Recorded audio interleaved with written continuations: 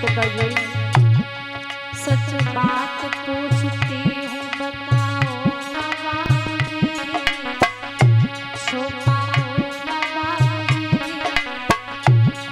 क्या याद मेरी आती नहीं, क्या याद मेरी आती नहीं।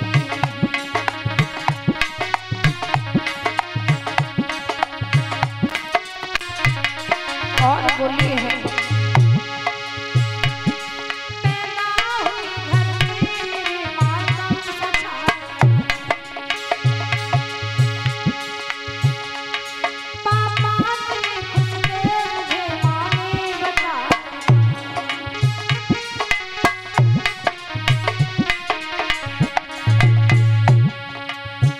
जवाब दिया है पिताजी। पैदा हुई घर में मेरे मातम सजा, पापा तेरे खुशबू मुझे मानी बता, और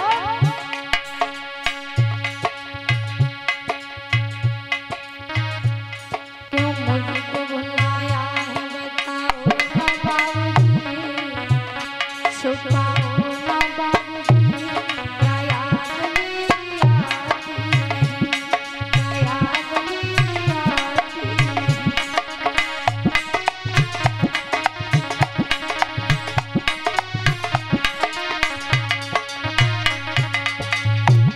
सच बात पूछती हूँ बताओ ना बाबूजी, छुपाओ ना बाबूजी, क्या याद मेरी आती नहीं, क्या याद मेरी आती नहीं।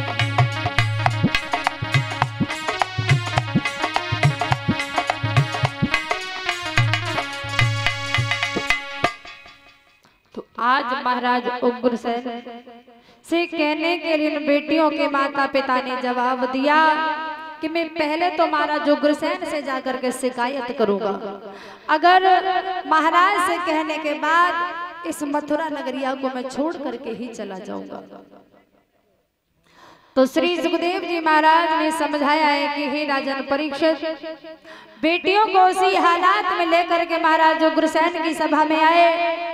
महाराज उग्रसेन से कहा, जवाब दिया, महाराज की जय हो, महाराज की जय हो। जवाब दिया, अरे कहिए क्या समाचार लेके आए हो? समाचार क्या लेकर के आए हैं? हम आपका राज्य छोड़ करके जा रहे हैं। राज्य छोड़ करके? हाँ। अरे ऐसी क्या कमी है जो आप हमारा राज्य ही छोड़ करके जा रहे हैं? कमी ये है कि यहाँ हमारी बहन बेटियों की दुर्दशा हो, हाँ हाँ, तो उस राज्य में रहना ही हमारा बेकार है। अरे ऐसा कौन है जो तुम्हारी बेटियों की दुर्दशा करने वाला है? जो आपका ये बेटा बैठा है कंसराज, ये दुष्ट, ये नीच, यानी आपकी जो बेटियों की दुर्दशा की है, तो ये बेटियों की दुर्दशा करने वाला कोई और नहीं बल्कि हमारा ही बेटा कंसराज है। आपका ही बेटा है, ये बैठा है सामने, छाती ताने बैठा है। तो जवाब दिया, चिंता न करो कि आपके ही सामने उसे दंड देंगे। कंसराज को बुलाया, कंसराज से कहा कि अरे कंसराज, जवाब दिया, कहिए पिताजी। बोलिए पिताजी। बोले जो लड़कियां ये बैठी इनकी दशा कौन आपने की है? और क्या हमने की है? क्या बोलो, मतलब? हमने की है। महाराज उग्रसेन ने जवाब दिया, कंसराज बोलो, तुझे जरा भी डर नहीं लग रहा है, जरा भी शर्म नहीं आती, और तू कह रहा है कि मैंने की है? पिताजी, हाँ, आपने ये सारी सेना सर पे चढ़ा रखी है। हमने? हाँ, और आप 60 साल के हो गए, उसके साथ में आपकी बुद्धि भी सटिया चुकी है। हमारी बुद्धि? हाँ, मतलब हमारी बुद्धि खराब हो गई, आपकी बुद्धि ठीक है? आपको पता ही है, मथुरा से दही ले जाती हैं, हाँ हाँ, और गोकुल मथुरा से ले जा करके गोकुल वृंदावन में बेचती हैं। महाराज उग्रसेन ने जवाब दिया है, बेटा कंसराज, बोलो। पहली बात तो ये हमारे मथुरा की लड़कियां हैं, हमारी बेटी है, आपकी बहन है, और दूसरी बात, अरे वो गरीब परिवार से है, चाहे वो दूध बेचे या कुछ भी करे, अपने परिवार का गुजारा चलाती, इसमें हमारा रोकने का हक कुछ नहीं बनता है। पिताजी, हाँ, आपने ये सारी सेना सर पे चढ़ा रखी है और आप 60 साल के हो गए, बुद्धि भी सटिया चुकी है, आपका दिमाग काम नहीं कर रहा। आपका कहने का मतलब क्या है? हमने ही इन बेटियों की दशा की है, आप तुम कह रहे हो। तो उसी समय कंसराज ने कहा, पिताजी आप इस प्रजा को नहीं संभाल पाओगे। क्यों? कि जब आप इससे मीठी बोली बोलते हो तो ये सर पर सवार होते हैं, और मेरा जब डंडा घूमेगा तो ये प्रजा मेरी उंगली पर नाचेगी। कंसराज कहने लगा, आप गद्दी पर शोभा नहीं दे रहे, महाराज से मुकुट छीना, अपने सर पर रख लिया है। महाराज के हाथों में हथकड़ी, पैरों में बेड़ियां डाल करके महाराज उग्रसेन को जेल खाने में डाल दिया, और कंसराज पुनः राजा बन करके बैठ गया है। बोलिए गोविंद भगवान की। जब कंसराज पुनः राजा बन करके बैठ गया है तो महाराज उग्रसेन ये देख करके बड़े दुखी होते हैं कि इससे बढ़िया तो मैं बिना संतान के ही ठीक था। ऐसी औलाद भगवान किसी को न दे जो माता पिता की कदर न करे। और बोले हैं, सुन कंसराज, एक बात सुन मेरी, कि तेरे जैसी जवानी और किसी को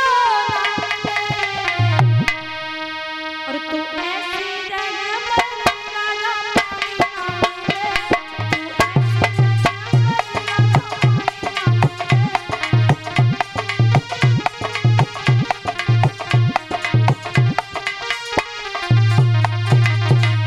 जवाब दिया है कंसराज, तेरी ये जवानी है ना, और जवानी में तू का समझ नहीं रहा है ना, बोलो तो तू ऐसी जगह मरे वो कि तू पानी देने वाले हो पैदा नहीं। तुम्हारे जैसो बाप काऊ न दे है, तुम जैसे बाप को तो रोड पर ठार के और सड़क कूटना चलवा दे हमारे जैसे। अच्छा दादाजी बताओ, हम बुरा कर रहे हैं कि जो बुरा कर रहे हैं? हम क्या बुरा कर रहे हैं? कंसराज गलत कर रहा है ना, ऐसे वो भी तो सजा किसे मिलनी चाहिए? ऐसा है, वो भी दो करे, उनकी भी बुद्धि सटिया चुकी है। जाकी अच्छी बुद्धि है, जाई जैसे चाचा और मिल जाए ना तो माता पिता को वही तो कह रहे हैं कि तेरे जैसी जवानी, तुम्हारे जैसो बुढ़ापो किसी को तू ऐसी जगह पर राधा तू ऐसी जगह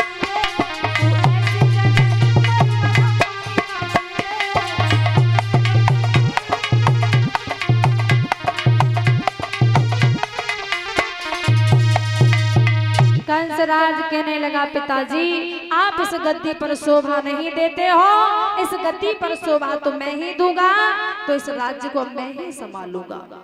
महाराज के हाथों में तगड़ी, पैरों में बेड़ियां डाल करके उन्हें बंदी बना करके जेल में डाल दिया। अब तो पुनः राजा बन करके बैठ गया।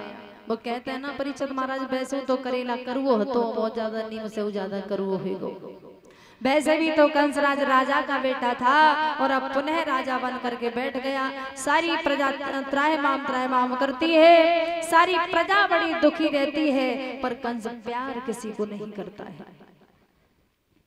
इतनी सारी प्रजा में कंस प्यार किसे करता था? ना तो माता पिता को किसी को नहीं करता है, घर परिवार में किसी को नहीं करता है, सिर्फ अपनी चचेरी बहन देवकी को करता था। देवकी को प्यार करता था कंसराज बहुत ज्यादा, और बहन तो भाइयों को वैसे भी प्यारी होती है। कंसराज देवकी को बहुत प्यार करता है। तो जब देवकी शादी के योग्य होती है तो कंस के जो चाचा थे देवक, उन्होंने विचार किया कि मेरी बेटी शादी के योग्य पर हो चुकी है, तो इसके विवाह की तैयारियां कीजिए, और मैं अब जाकर के बेटा कंस से सलाह लेता हूँ, यदि उसकी नजर में कोई लड़का होगा तो। देवक उसी समय कंसराज के पास सभा में आए। कंसराज ने प्रणाम किया, आइए चाचा जी, और बिठा लाए। आइए, कैसे आना हुआ? जवाब दिया, बेटा हमारा ऐसे आना हुआ है कि तुमने अपनी बहन को देखो है, बहुत अच्छी तरह थे, अब वो शादी के लायक होगी। वो कल पर तो छोटी थी वो, अब का छोटी रही है, बिटिया जल्दी बढ़ जाती है शादी के लिए। अच्छा हाँ, तो बताओ चाचा जी, हम ये कह रहे हैं कि कोई लड़का तुम्हारी नजर में ऐसा है जो तुम्हारी बेटी के लायक हो। चाचा जी, हाँ वैसे तो हमारे घर में आप ही सबसे बड़े बूढ़े हो। हाँ हाँ। और आप ही मेरी बहन के लिए लड़का देखो, शादी कर दो। कोई बात नहीं बेटा, आप हमारे भतीजे हैं, बेटा है तो बात एक ही है। और वो बहन आपकी भी है। भाई कभी ऐसा नहीं करेगा कि बहन को गलत जगह बिभाएगा नहीं। जी तो है कोई नजर में तो बता दीजिए। वैसे है एक लड़का हमारी नजर में। कौन है? जो सूरसेन के पुत्र हैं, सूरसेन के पुत्र बसदेव जी, जो बटेश्वर के रहने वाले हैं। हाँ हाँ। और उनसे हमारी बहुत अच्छी मित्रता है। हाँ हाँ। मेरी बहन देवकी ने उनको देखा है, उनने मेरी बहन को देखा है। यदि आपकी आज्ञा हो जाए तो बसदेव जी के साथ अपनी बहन की सगाई कर दूंगा, तो कैसा रहेगा? देवक ने जवाब दिया, बेटा यदि तुम्हारी यही राय है कि हमारी बेटी ने वसुदेव को देखा है, वसुदेव ने हमारी बेटी को देखा है, वो पहले से एक दूसरे को जानते हैं, पहचानते भी हैं, तो यदि बेटी का विवाह वसुदेव जी के साथ हो जाए तो ज्यादा बढ़िया रहेगा। तो इसमें क्या बड़ी बात है? अभी बारात के मंगाता हूँ और तैयारी करो। आप शुभ वक्त टाइम देख करके बेटी का विवाह कर दीजिए। तो उसी समय वसुदेव जी के लिए राजा कंस पत्र लिख रहा है और कहने लगा है,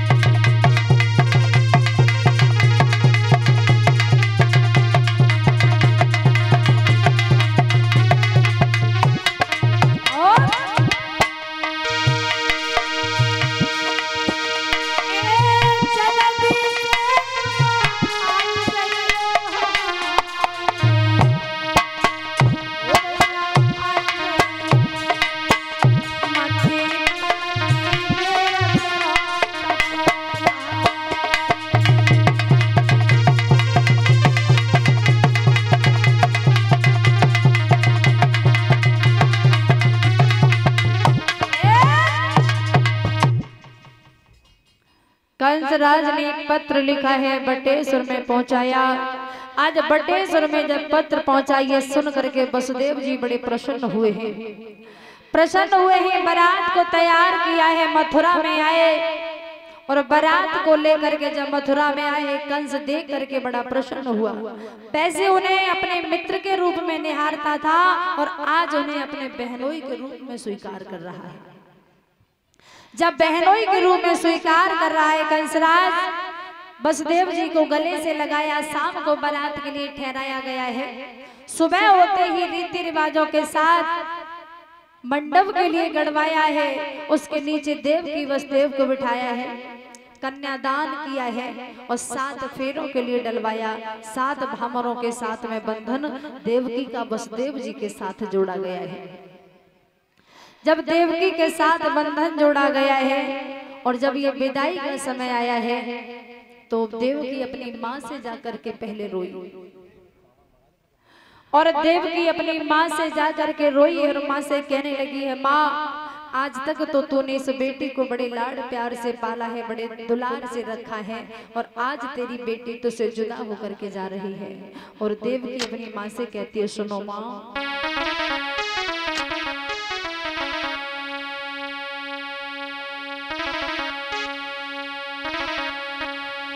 किसी ने से लगा ले ओ मैया, मैं हो गई आज पराई।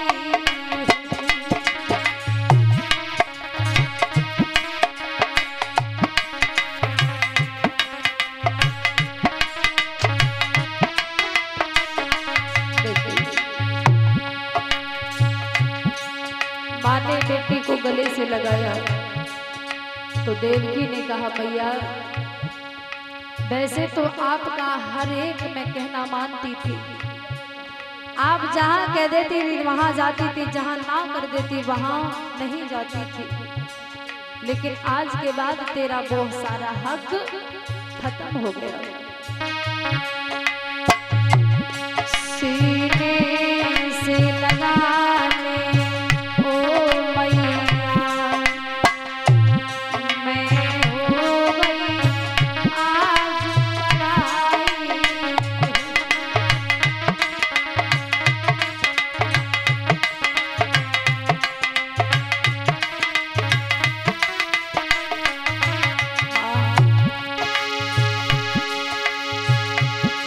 बचपन से तूने पाला